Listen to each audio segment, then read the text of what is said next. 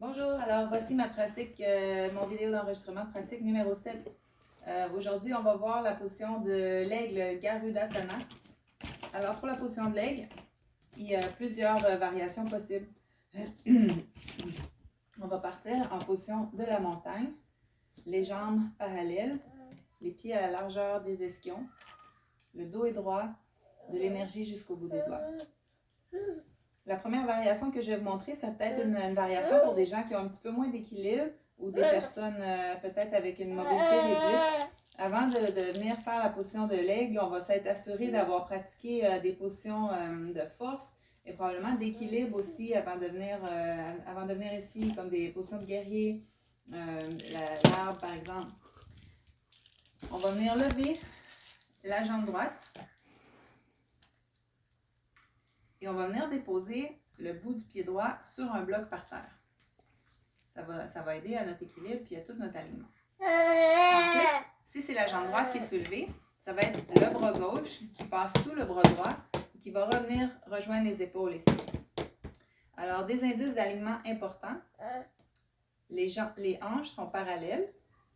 Les coudes sont en ligne avec le menton. Les abdominaux sont bien engagés. Et le drishti, on prend un point à l'avant pour pouvoir se concentrer et rester sur place. Ça serait les principaux indices d'alignement. Ensuite, une autre des variations possibles, c'est bien sûr de ne pas déposer son pied droit sur le bloc et venir enrouler le pied droit vers l'arrière. Alors, on va partir en position de la montagne encore une fois. On inspire, on expire, on vient lever la jambe droite. Les deux hanches restent bien parallèles. On vient enrouler la jambe droite derrière la jambe gauche. On va venir, le bras gauche en dessous du bras droit. On va venir rejoindre les mains ici et les coudes sont bien à la hauteur du menton. On inspire. On expire dans la position. Aux prochaines inspirations, on va lever les bras vers le ciel, redescendre la jambe droite. À l'expiration, Anjali Mudra, on redescend les mains vers le cœur. Alors, une autre des variations possibles aussi que je vais tenter de démontrer avec mon super équilibre incroyable.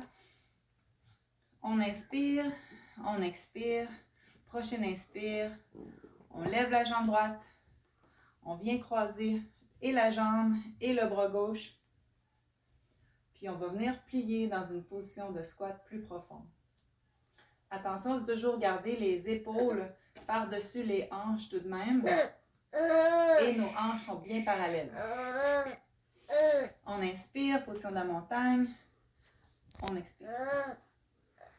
Alors voici, c'était pour la position de l'aigle. Prochaine position qu'on va voir, c'est la tête de vache. On va venir commencer dans la position du bâton.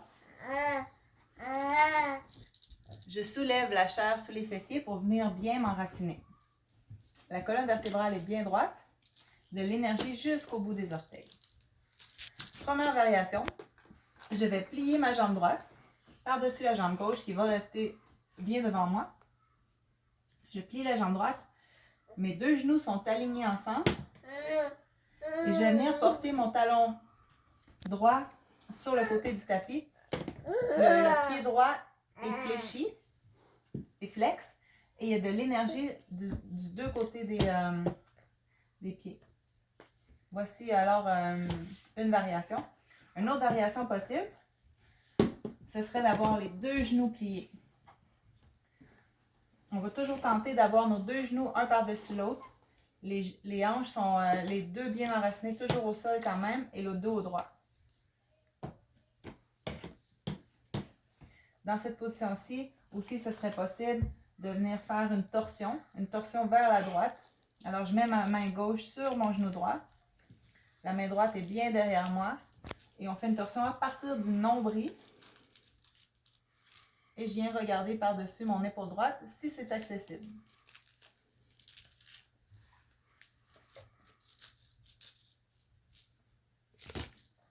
Pour revenir, je déplie la jambe droite, je déplie la jambe gauche, Et voilà, je reviens en position du bâton. Prochaine posture sera le Jatora Parivartasana, qui est la torsion sur le dos. Je viens me déposer sur mon matelas. Les genoux sont fléchis. Les fesses sont toujours bien enracinées dans le sol. Faire attention à cette position, pas aller dans une torsion trop profonde parce que beaucoup de gens ont des douleurs dans le bas du dos. Alors, je viens tout doucement laisser tomber les genoux vers le côté droit. Mes bras seront en croix. Les deux hanches sont alignées une par-dessus l'autre. Et si c'est possible, si c'est accessible, je viens tourner mes yeux vers le ciel. Si la torsion est un petit peu trop intense, je pourrais venir déposer mes genoux sur un bloc sur le côté. Toujours les bras en croix et regarder vers le ciel. Pour revenir, je relève tout simplement les genoux un à la fois pour revenir dans la position sur le dos. Voilà, alors ça termine mon vidéo numéro 7. Merci.